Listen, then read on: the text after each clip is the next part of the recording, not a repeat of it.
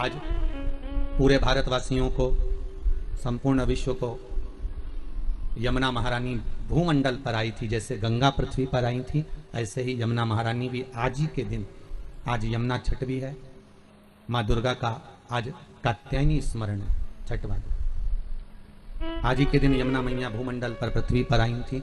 यमुना जी के प्रागट्य उत्सव की, जन्म उत्सव की, यमुना जी के पृथ्वी पर पधारने की सभी भारतवासियों को बहुत बहुत बधाई हो। श्याम सुंदर श्री यमुने महारानी की जय। माँ यमुना आपके जीवन का सुख प्रदान करे। आज पूरे भारत की भूमि पर आज का जो दिन होता है, नवरात्रि का जो छठा दिन होता है, यमुना महारानी के प्रागट्य का रहता है। इसलिए छठे दिन के पहले पंचमी, छठ और सप्तमी, ये 3 दिन ऐसे रहते हैं कि इस बीच में जो माता कात्यायनी का दिन होता है और यमुना जी का प्रगट दिवस होता है, इस दिन जैसे एक नदी का संचार भूमंडल पर आता है, तो थोड़ा ना थोड़ा प्रत्येक देश में, प्रदेश में चारों तरफ थोड़ा थोड़ा हवा का संचार रहता है। थोड़ा थोड़ा ऐसा लगता है कि मौसम चेंज हो रहा है, पानी के छींटे जैसा रहेगा, थोड़ा हवा का संचार बना रहेगा। ये सब क्रम रहता है, जो नियम बना हुआ है शास्त्रों का वैसा। क्योंकि पटरानी जब यमुना देवलोक से उतर कर इस मृत्यु लोक में आती है, तो उसका एक आदर, उसका एक सम्मान, उसका एक सत्कार होता है भूमंडल पर। अच्छा, कितनी विचित्र बात है, कितनी एक उत्साह की बात है कि देवता भी इस पृथ्वी पर आने के लिए तरसते हैं। देवता भी इस भूमंडल पर आने के लिए और ललायित रहते हैं कि हमें पृथ्वी पर जाना है, हमें इस भूमंडल पर जाना है। आपका विश्वास जितना दृढ़ होगा, आपका भरोसा जितना प्रबल होगा, उतना भगवान मिलेगा, उतनी भगवत पद की प्राप्ति हो। जब तक राम तुम्हारे अंदर नहीं आ सकता, कब आएगा राम? जब तुम शंकर की कथा में प्रवेश करोगे। राम कब मिलेंगे? जब तुम शिव कथा में प्रवेश करोगे। कृष्ण कथा कब मिलेगी? जब तुम शंकर की कथा में प्रवेश करोगे। इसलिए राम कथा की शुरुआत तुलसीदास जी, वाल्मीकि बाबा शंकर की कथा से करते हैं, और श्रीमद् भागवत की शुरुआत वेद व्यास जी शिव कथा से करते हैं, शंकर की कथा से शुरुआत करते हैं। भागवत जी को भी उठाकर देखिए, शिव की कथा प्रथम में आएगी, फिर बाद में सारी कथा चालू होगी। राम कथा को उठाकर देखिए, शिव कथा प्रथम में आएगी, इसके बाद रामचरितमानस चालू होगी। विष्णु पुराण उठाकर देखिए, सबसे पहले शंकर का प्रसंग आएगा। अगर हमें जिस देवता की आराधना करना है, स्वयं देवी भागवत, नवरात्र में अगर आप देवी भागवत पढ़ रहे हो, नवरात्र में अगर देवी भागवत को सुन रहे हो, तो देवी भागवत का भी स्मरण करोगे तो सबसे पहले शंकर की कथा आएगी। सारी पुराणों में सबसे पहले शंकर को लाकर दिया गया। क्यों? क्योंकि शंकर की अगर कथा में तुम प्रवेश कर गए, शंकर का स्नेह तुमने पा लिया, शंकर का अनुमोदन अगर तुमने कर लिया, शिव स्मरण में अगर तुम डूब गए, तो तुम्हें जिस देवता का तुम भजन कर रहे हो उसको पाने में देरी नहीं लगेगी, वो मिल जाएगा। पर दुनिया इतनी विचित्र है कि सारे देवता को रिझाना पसंद करती है, शंकर के पास बाद में जाती है। वो बाद में कब जाएगी? जब कोई बीमार पड़ गया, किसी का एक्सीडेंट हो गया, कोई बहुत ज्यादा बेकार हालत में पड़ गया, तब पंडित जी को फोन लगा के बोलेंगे महामृत्युंजय का पाठ कर दो। पंडित जी मन में सोचे, ये तो कभी शंकर जी के नहीं रिझाती थी, ये कभी तो शंकर का नाम नहीं लेती थी, ये शंकर का कभी भजन नहीं करती थी, सारे मंदिर गई पर शिव जी के मंदिर कभी नहीं गई, कभी एक लोटा पानी नहीं चढ़ाया, कभी शंकर का अनुमोदन नहीं करा, और उल्टा कहती थी कि हम शंकर का प्रसाद नहीं लेते, और उल्टा कहती हम शंकर के मंदिर नहीं जाते। बताओ, अब एक तरफ तो ये कहे कि शंकर के मंदिर नहीं जाऊं, प्रसाद नहीं लो, और आज जब दुख की घड़ी आई तब शिव याद आ गया, तब शंकर याद आया। तो भी शंकर के मन में अभिमतता नहीं। शंकर कहते हैं भले बाद में आया तो मेरे करीब में।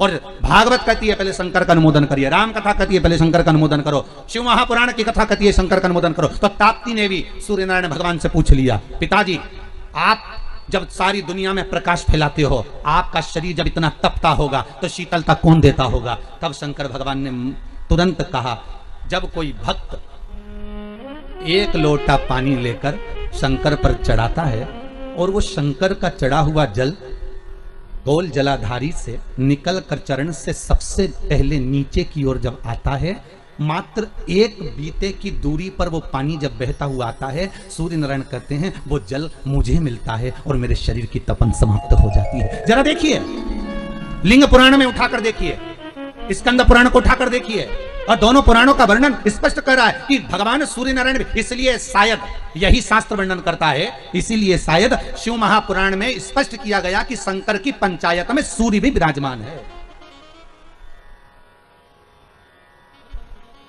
शंकर जी की पंचायत का मंदिर है क्या पांडे तारा में कहीं? शिव पंचायत का? अरे बोलो तो सही, शिव पंचायत का कोई मंदिर है? नहीं है। शिव परिवार का तो होगा पर पंचायत का नहीं होगा।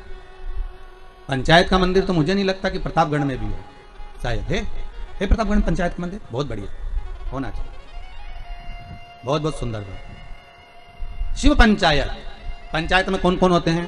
शंकर, दुर्गा जी, सूर्य नारायण भगवान, भगवान नारायण और गणेश जी महाराज। बस ये पंचायत। और परिवार में कौन कौन होते हैं? पार्वती, कार्तिकेय, गणेश, शिव, नंदी। ये परिवार शिव पंचायत में केवल 5। और शायद इसीलिए शिव महापुराण की कथा में जो पंचायत का महत्व कहा गया, उस पंचायत में सूर्य की भागीदारी जो कही गई है कि एक बीता। आपके यहां अगर कहीं पर आपने शिवलिंग का दर्शन करा होगा, ये शिवलिंग है, ये जलाधारी है, ये पानी निकलने का स्थान है। यहां से जहां से पानी नीचे गिर गया और गिरने के बाद जब एक बीते तक जाता है, उस एक बीते पर सूर्य नारायण भगवान का भाग चालू हो जाता है। एक बीते क्यों कहते हैं? जिसको चर्म रोग हो जाता है, जिसका शरीर सफेद पड़ गया, चमड़ी बेकार हो गई, काला पड़ गया, शरीर में कहीं चट्टे पड़ गए, कहीं शरीर में दाने पड़ गए, पूरा चेहरा बेकार हो गया, पूरा शरीर बेकार हो गया, तो क्यों कहते हैं कि एक बीता जब पानी बह जाए, उस बहे पानी को हाथ का लेपन कर कर शरीर पर लगा लिया जाता है, शरीर ठीक होने लगता है। सूर्य का भाग वहां से चालू हो जाता है। शिव पंचायत का बड़ा महत्व है महाराज जी। अगर आप लोगों ने लिंग पुराण पढ़ी होगी या शिव महापुराण पढ़ी होगी तो उसका बड़ा महत्व है महाराज।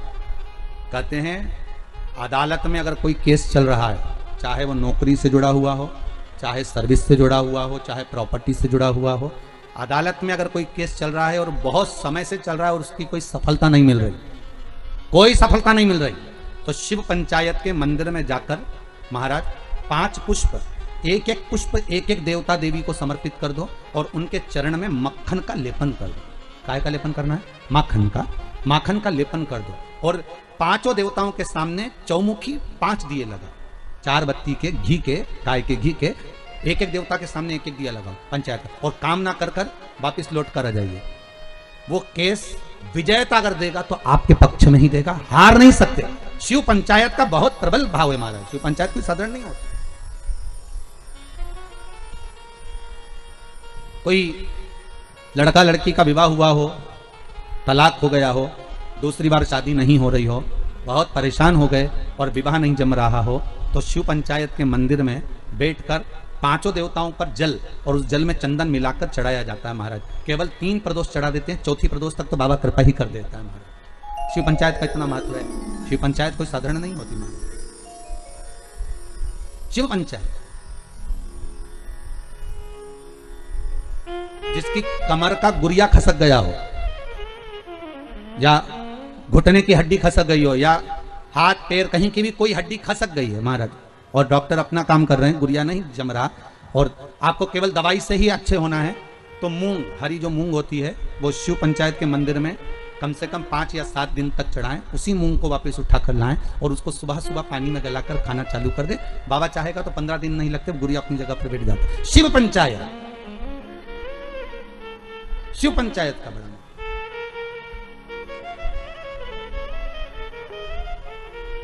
सहज नहीं है शिव पंचायत। तो भगवान शंकर की कथा कर रही है। अगर कहा मान लो मैंने कह दिया, ताप्ती कहती है मैं पिताजी से पूछूं, तो पिता से कहा पिताजी आपके शरीर पर इतनी ताप पड़ती है, ए बाबुल ए पिता। ताप्ती छोटी थी तो कह देती थी पिता से तुरंत जाकर। छोटी बेटी में और बड़ी बेटी में अंतर होता है। बड़ी बेटी मर्यादा में रहती है, बोलती कम है, और छोटी तो तड़ तड़ बोल बुला के बुझ जाए। उसको जो बोलना है ना छोटी को, वो तो बोल देगी, वो रुकती नहीं है। बहनों में यही भाव है। बहनों में जो बड़ी बहन होती है ना, वो थोड़ी शांत रहती, शीतल रहती, और छोटी वो तो 2 मिनट, जी तू चुप रहे, मैं सब बोल दूंगी, बस बात इतनी। तू तो ये बता लड़का पसंद है कि नहीं है, जुमाने का देखा, तो वो कहते नहीं इतना कोई बस, तो तू क्या करना, तू शांति बैठ, बाकी सब मैं निपटा दूंगा। छोटी गई, मम्मी हाँ तुम जीजी की शादी जहां कर रही हो ना, अच्छा नहीं लग रहा है, बताओ। वो बड़ी नहीं बोल पाई, इसने जाके बोल दिया, सबके सामने बोल दिया। ले तो दूल्हा भी मैं बैठा था, बाप ने सोचा चलो वापिस से चलो, क्या करे। जब यही बोल रही थी चलो, छोटी छोटी बोलती नहीं, बड़ी बोलेगी नहीं, और छोटी तुरंत ओ बोला बोले चली बस जा। अच्छा शादी ब्याह में भी बहुत ध्यान रखना पड़ता है। बड़ी बहन की शादी कैसे भी कर दो, पर छोटी की में अगर जरा सी कमी रह जाए ना, तो बोले बिना नहीं रहती। हाँ इतना था तो भी तो अच्छे से नहीं करी, बस बताओ।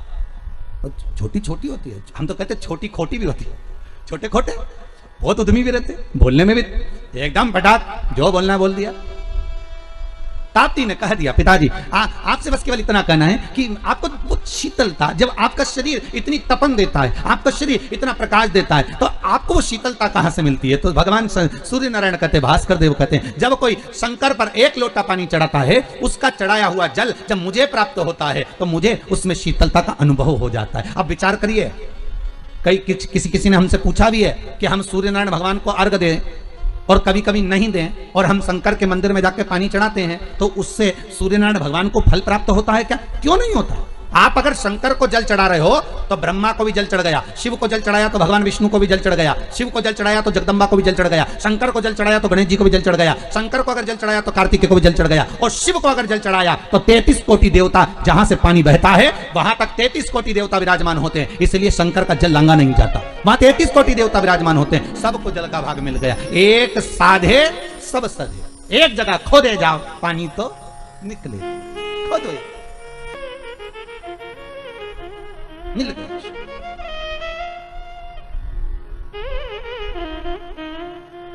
ताप्ती ने सुन लिया, जी पिताजी को शंकर जी से भाग प्राप्त होता, इसलिए तपन नहीं होता। मैं तुझे एक बात कहूं, तू ठाकुर जी को बाद में भजना, कन्हैया को बाद में प्राप्त करना, सांवरिया की तू बाद में हो जाना।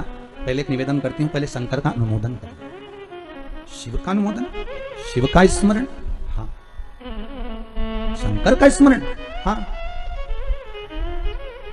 यमुना जी बोली, पर पिता से मेरे को ये पूछना पड़ेगा कि मैं शिव का स्मरण तो करूंगी, जब तो करूंगी तब तो करूंगी, पर फल कहां मिलेगा?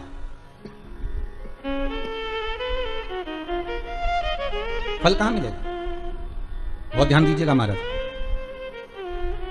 शिव महापुराण की कथा कहती है, देवलोक में कितना भी अच्छा काम कर लेना उसका कोई फल नहीं मिलता। फिर से बोलो एक बार, किस लोक में? देवलोक में। देवलोक में जाकर तुम भगवान का भजन करोगे उसका कोई फल नहीं मिलेगा। बहुत ध्यान दीजिएगा। देवलोक में जाकर तुम कथा सुनोगे उसका कोई फल नहीं मिलेगा। देवलोक में जाकर तुम दान दोगे